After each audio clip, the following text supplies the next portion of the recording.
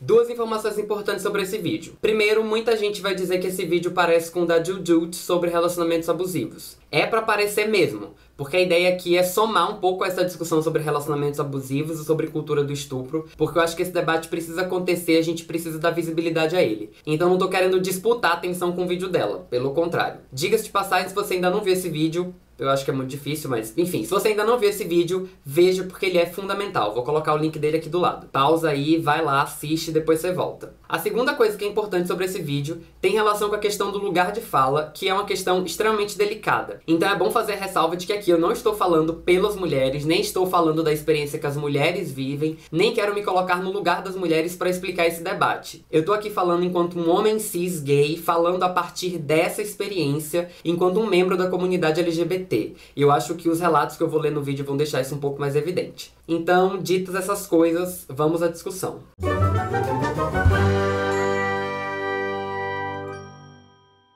Na última semana a gente viu a internet fervilhar por causa da campanha da hashtag Meu Amigo Secreto, que foi uma campanha super importante que começou dando visibilidade a um monte de situações de abuso, a um monte de situações de violência. Foi um debate super produtivo que aconteceu e acho que deu pra lavar a alma de muita gente, ao mesmo tempo que trouxe visibilidade pra um monte de situação que é extremamente complicada e que às vezes permanece no silêncio. E aí, no meio de todo esse debate provocado por essa hashtag, um amigo meu, o Italon, que é um amigo super querido, fez um post no Facebook dele convidando algumas pessoas a discutir situações e casos de estupro dentro da comunidade LGBT, tentando dar um pouco de visibilidade à questão da cultura do estupro dentro das nossas relações, que é uma coisa que a gente raramente discute. E aí o post recebeu uma série de relatos, e ele também recebeu uma série de relatos em privado, de pessoas que não quiseram se expor lá no post, e relatos que vinham de um monte de gente, e que me deixaram bastante impactado, bastante assustado, e eu vou ler alguns deles aqui pra gente ter um pouco de noção de como que essa realidade afeta a gente. Meu amigo paga de pró-feminista no Facebook, mas adora passar a mão em outros caras na balada sem a permissão deles. Meu amigo me drogou em um lugar e tentou ficar comigo. Meu amigo aproveita que o boy está bêbado e além de forçar sexo faz sem preservativo. Meu amigo estava em uma parte da sauna comigo, me azarou, não dei trela e eu dispensei.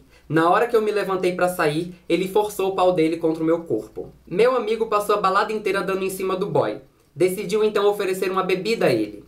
Desconfiado, o boy pressionou e ele admitiu ter posto droga. Meu amigo ignorou o meu pedido de parar e continuou o sexo enquanto dizia: "Chora no meu pau, eu sei que você gosta". Meu amigo é meu esposo e quando estou passando mal com a medicação do HIV e fico com a consciência deturpada, ele me estupra. Meu amigo aproveitou que eu tava bêbado pra me jogar dentro do box do banheiro da balada e tentar me comer à força. Meu amigo me penetrou sem lubrificante, enquanto eu mandava ele parar e tirar, ele falava que não era dor, era tesão. Meus amigos foram os primeiros 5 desconhecidos que acharam ótimo me drogar e abusar de mim em uma festa, porque eu era gay e gostava de pica e eu deveria agradecer por eles terem me dado o que eu gosto. O meu outro amigo é um ex-amigo que me ofereceu carona, me levou para uma rua deserta e tentou me forçar a transar com ele. Quando neguei, ele se achou no direito de me agredir e me colocar para fora do carro. Meu amigo brigou com a minha mãe, tentou agredi-la e eu entrei no meio. Então a minha mãe saiu de casa, foi pra casa de uma amiga, só ficamos eu e ele em casa, então ele entrou no meu quarto, tirou as calças, pediu pra eu chupá-lo e fazer sexo com ele. Porque segundo ele, já que a sua mãe não faz isso, você tem que fazer. Esse meu amigo é o meu padrasto. E o meu próprio relato. O meu amigo segurou os meus braços e me prendeu para impedir que eu me movesse e sentou no meu pau sem camisinha contra a minha vontade, por mais que eu pedisse para ele não fazer aquilo. E aquilo foi extremamente desagradável e por muito tempo eu me senti culpado por estar sendo irresponsável com a minha própria transa. E quando eu dividi com alguns amigos essa história, eu omiti que eu tinha sido agredido no processo, porque eu tinha certeza que muita gente ia dizer o que alguns de vocês provavelmente estão pensando agora. Ai, você deixou porque você gostava, você também queria, você também deve ter curtido. E isso é extremamente desagradável e um alerta. Isso é reprodução da cultura do estupro. Ninguém gosta disso, ninguém pede pra passar por isso, isso não é agradável pra ninguém. Enfim, essas coisas todas são horríveis, esses relatos são muito graves, e eu acho que essas coisas todas falam por si. Eu não preciso ficar fazendo muitas discussões aqui pra gente entender o quanto é importante que a gente comece a falar sobre esse assunto, o quanto é importante que a gente quebre o silêncio sobre esse tipo de violência. Esses fatos não são isolados, Esses casos não são uma exceção, e eu acho que é super importante a gente dar visibilidade a esse debate não só em relação a homens gays. Esses relatos que eu li aqui foram os relatos que estavam públicos no post, mas o Ítalo também recebeu relatos de mulheres lésbicas, de pessoas bissexuais. Tem a impressão de que ele não recebeu relatos de pessoas trans, o que eu acho que também é sintomático em alguma medida.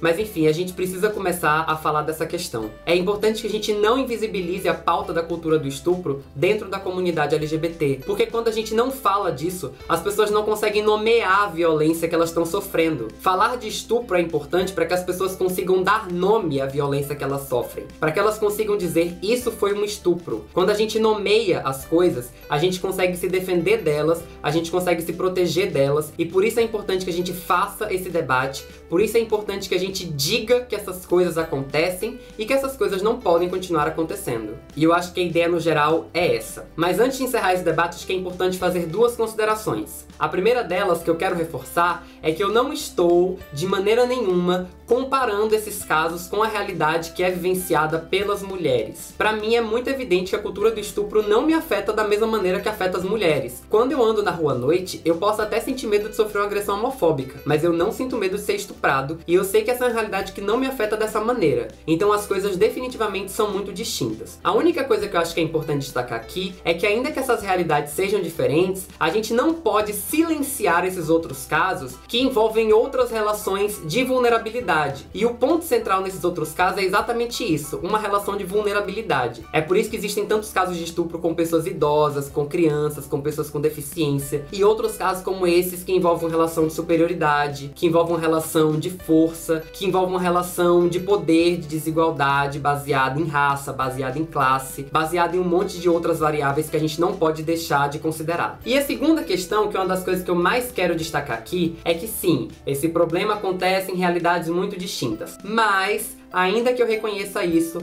eu não posso fechar os olhos para uma coisa que é muito evidente. Na grande maioria destes casos, e em todos os casos que eu relatei aqui, os agressores eram homens cis-sexuais. Gays, mas ainda homens cis-sexuais. Ou seja, o fato de nós sermos gays e assumirmos isso não nos libera automaticamente da formação machista que a gente recebeu. Nós somos formados numa lógica de masculinidade que nos ensinou a não respeitar o corpo do outro, a não respeitar o espaço do outro e a ignorar completamente o sentido da palavra consentimento. E não é porque a gente é gay, porque a gente recebeu carteirinha de oprimido, que a gente magicamente colocou toda essa nossa formação no balde do lixo. Não é porque nós somos gays que nós nos transformamos em pessoas maravilhosas que são incapazes de oprimir qualquer pessoa em qualquer situação. Não é assim que as coisas funcionam. E mais, enquanto a gente fingir que a gente está livre de reproduzir comportamento opressivo, a gente nunca vai encontrar um caminho para refletir o suficiente sobre as nossas práticas. Assim sendo, esses relatos todos, eles não são só a denúncia de um problema que está acontecendo. Eles também são uma chamada urgente para desconstrução. Eles são uma chamada urgente para que nós, homens cis, gays, comecemos a refletir sobre o nosso machismo e sobre a formação bizarra que a gente recebeu. Então é basicamente esse o recado de hoje, assunto bem sério, bem pesado, mas super importante e super necessário. Então, por hoje é isso, espalhem essa discussão e até a próxima terça-feira com mais um vídeo aqui no Muro Pequeno. Tchau, tchau!